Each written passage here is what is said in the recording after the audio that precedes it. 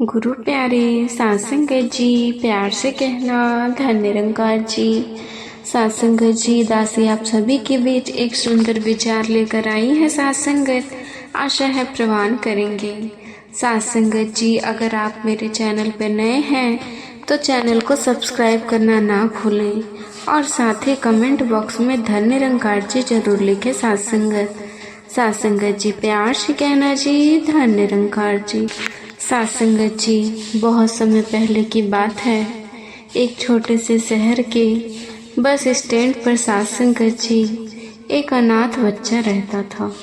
उसका नाम सात संगत जी सोहन था। सात संगत, सोहन के जीवन बहुत ही कठिनाई से भरा हुआ था। माता पिता का साया सिर से बचपन से ही उठ गया था। सात संगत, वो अकेला बेसहारा और अनाथ था। सात संगत, उसकी उम्र महज 12 साल थी। सात संगत, लेकिन उसकी आंखों में वह गहराई और उदासी थी जो भूख और गरीबी की मार सहने वाले इंसान में होती है। सात संगत, सोहन रोजाना बस स्टैंड के पास बने फुटपाथ पर अपना ठिकाना बनाता था। सात संगत, सुबह उठते ही उसका पहला काम था लोगों से भीख मांगना ताकि वह कुछ खाने का इंतजाम कर सके। सात संगत, कई बार उसे खाने को थोड़ा बहुत मिल जाता तो कई बार पूरा दिन खाली पेट बीत जाता। सात संगत, उसकी छोटी सी काया और मासूम चेहरा देखकर कुछ लोग दया कर देते, लेकिन कई बार उसे खाली हाथ और अपमान का सामना करना पड़ता। कभी कभी सात संगत जी, ऐसा भी होता कि सोहन को पूरे दिन कुछ खाने को नहीं मिलता। जब रात होती तो सात संगत वो भूख और प्यास से बेहाल होकर फुटपाथ पर सो जाता था। सात संगत जी, ठंडी रातें उसे काटने को दौड़ती और पीठ की ज्वाला उसे चैन से सोने नहीं देती। सात संगत, लेकिन यह उसका जीवन था। सोहन हर सुबह इसी उम्मीद के साथ उठता था कि शायद आज कुछ अच्छा होगा, लेकिन हर दिन की तरह उसके जिंदगी का संघर्ष जारी रहता। सात संगत, एक दिन की बात है, सुबह का समय था। सात संगत, और सोहन फुटपाथ पर बैठा हुआ था। उसने पीछे 2 दिनों से कुछ नहीं खाया था। सात संगत जी, भूख उसकी आंखों में साफ झलक रही थी।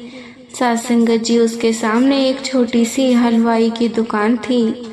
ये दुकान बस स्टैंड पर आने जाने वाले यात्रियों के लिए खाने पीने का मुख्य स्थान थी। सात संगत, हर आते जाते यात्री वहां से चाय, समोसा और मिठाई खरीदते।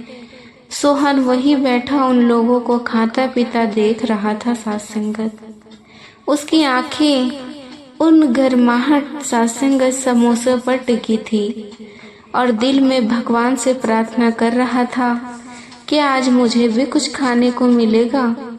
उसी समय एक परिवार हलवाई की दुकान पर आया। पति पत्नी और उनका 14 साल का बेटा, वे लोग चाय और समोसे का आनंद ले रहे थे। सात संगत, और सोहन फुटपाथ पर बैठा उन्हें देख रहा था। सात संगत, उसके मन में विचार आया, ये लोग अच्छे लगते हैं, इनके साथ भी बच्चा है, शायद ये मुझे भी कुछ खाने को दे दे। ये सोचकर सोहन अपनी हिम्मत जुटाकर उनके पास चला गया। सात संगत, सोहन उनके पास जाकर बोला, साहब मुझे भी एक समोसा दिला दीजिए, मैंने 2 दिनों से नहीं खाया। सात संगत जी, बहुत भूख लगी है। वो आदमी सोहन को देखता और सोचता है बेचारा बच्चा है, इसे एक समोसा खिला देता हूँ। उसने हलवाई को आदेश देने के लिए मुंह ही खोला था कि उसकी पत्नी बोल पड़ी, अजय ये रोज का काम है इनका, हर आते जाते लोगों से मांग कर खाते हैं, रहने दीजिए, इसे आदत हो गई है मांगने की, आप मत दीजिए। महिला की ये बात सुनकर सोहन का चेहरा उतर गया, उसकी आंखों में उदासी छा गई थी। सात संगत, वो खामोश खड़ा रहा और उनके बेटे की तरफ देखने लगा। उसने सोचा इसकी जिंदगी कितनी अलग है मेरी जिंदगी से, इसे कभी भूखा नहीं सोना पड़ता। सासंगत जी, सोहन धीरे धीरे वहाँ से जाने लगा। उसके कदम भारी थे और दिल में निराशा भरी थी सासंगत। लेकिन यह सब कुछ पास में खड़े एक आदमी ने देखा सासंगत। वो आदमी अच्छे कपड़े में था, जिससे वो किसी अमीर से जैसा लग रहा था सासंगत। वो काफी देर से चुपचाप ये सब देख रहा था। जैसे ही सोहन जाने लगा, उस आदमी ने उसे रोक लिया और कहा, रुको बेटा। सोहन ने उसकी ओर देखा। वो आदमी मुस्कुराया और बोला, आओ मेरे साथ चलो। सोहन पहले तो थोड़ा सासंगत जी झकझकाया, लेकिन उस व्यक्ति की आंखों में जो अपनापन और सच्चाई थी सासंगत, उससे उसे विश्वास हुआ।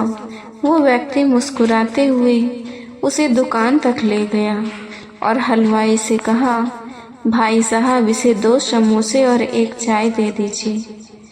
जब समोसे और चाय सोहन के सामने आए तो वो आश्चर्य से देखता रहा। 2 दिन की भूख और अपमान सहने के बाद ये उसके लिए किसी अनमोल तोहफे से कम नहीं था सासंगत। उसने कांपते हाथों से समोसे उठाए और धीरे धीरे खाने लगा। हर निवाला सासंगत उसकी भूख को शांत कर रहा था और उसके मन में उस व्यक्ति के प्रति आभार का सागर उमड़ रहा था सासंगत। जब सासंगत सोहन ने चाय की घुट लिया तो उसकी आंखों से आंसू सुबह निकलने उसे भराए हुए स्वर में कहा, साहब, मैंने भगवान को कभी नहीं देखा, लेकिन अगर भगवान होते तो वो आप जैसे ही होते होंगे सासंगत। आपने आज मेरी भूख को समझा, आपने मुझे सम्मान दिया। उस आदमी ने मुस्कुराते हुए कहा, सोहन के सिर पर हाथ रखा और प्यार से कहा, बेटा, ये दुनिया ऐसे ही है। यहाँ पर कोई अपनी ज़रूरतों और परेशानियों में उलझा हुआ है सासंगत। किसी के पास इतना वक्त नहीं कि वो किसी और की भूख या दर्द को समझे। लेकिन याद रखना, अगर तुम खुद अपनी ज़िंदगी को बदलने की ठान लो तो तुम्हें किसी और पर निर्भर रहने की ज़रूरत नहीं पड़ेगी सासंगत। सासंगत जी, उस आदमी ने आगे कहा, भगवान ने हर इंसान को 2 हाथ, 2 पैर, 1 दिमाग दिया है सासंगत। ये सबसे बड़ी दौलत है सासंगत। अगर तुम इनका सहारा सासंगत जी सही इस्तेमाल करना सीख जाओगी तो तुम्हें कभी किसी के सामने हाथ फैलाने की जरूरत नहीं पड़ेगी।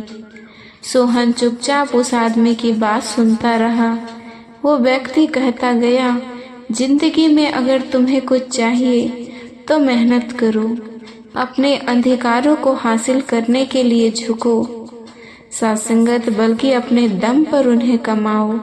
ये दुनिया तुम्हारी मेहनत और आत्मनिर्भरता को सलाम करेगी सासंगत। लेकिन अगर तुम हमेशा दूसरों से मांगते रहोगे तो तुम्हें झुककर ही जीना पड़ेगा सासंगत। उस व्यक्ति की बातें सोहन के दिल में गहराई तक उतर गई। उसने पहली बार महसूस किया कि भीख मांगना उसकी समस्या का साधन नहीं था सासंगत। सासंगत जी, उस आदमी ने आगे कहा, तुम्हारी जैसी परिस्थिति में मैं भी था। मैं भी एक दिन भूखा और बेसहारा था, लेकिन मैंने ठान लिया कि अपनी किस्मत खुद बदलनी है सासंगत। मैंने मेहनत की और आज मैं इस मुकाम पर हूँ सासंगत कि दूसरों की मदद कर सकता हूँ। फिर उसने सोहन को एक नई राह दिखाई। वो बोला, यही पास में मेरी गत्ते बनाने की एक फैक्ट्री है। कल से तुम वहाँ आ जाना। मैं तुम्हें काम सिखाऊंगा, मेहनत का पैसा दूंगा और तुम देखोगे कि मेहनत से कमाई हुई रोटी कितनी मीठी होती है सासंगत। तुम्हें फिर कभी किसी के सामने हाथ फैलाने की जरूरत नहीं पड़ेगी सासंगत। सोहन ने आदमी की बातें ध्यान से सुनी सासंगत जी। उसकी आंखों में उम्मीद की नई चमक दिखाई देने लगी। उसने उस आदमी से कहा, साहब, मैं कल जरूर आऊँगा। आपने आज मुझे भूख से बचाया है, लेकिन उससे भी बड़ा काम यह किया है कि आपने मुझे जीने की सही रास्ता दिखाया है। साथ संगत जी, ये कहानी हमें सिखाती है कि दुनिया में भूख से बड़ा कोई दर्द नहीं, लेकिन उससे भी बड़ा समाधान है मेहनत और आत्मनिर्भरता।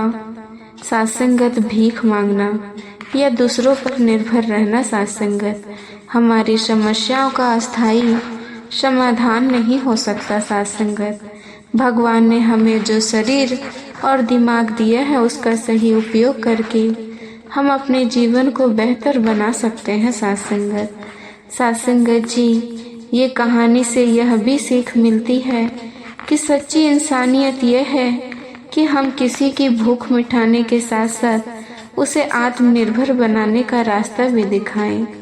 साथ संगत जी, अगर आपको ये कहानी अच्छी लगी हो तो इसे लास्ट तक शेयर जरूर कीजिएगा साथ संगत, और कमेंट बॉक्स में धन्य निरंकार जी जरूर लिखिएगा।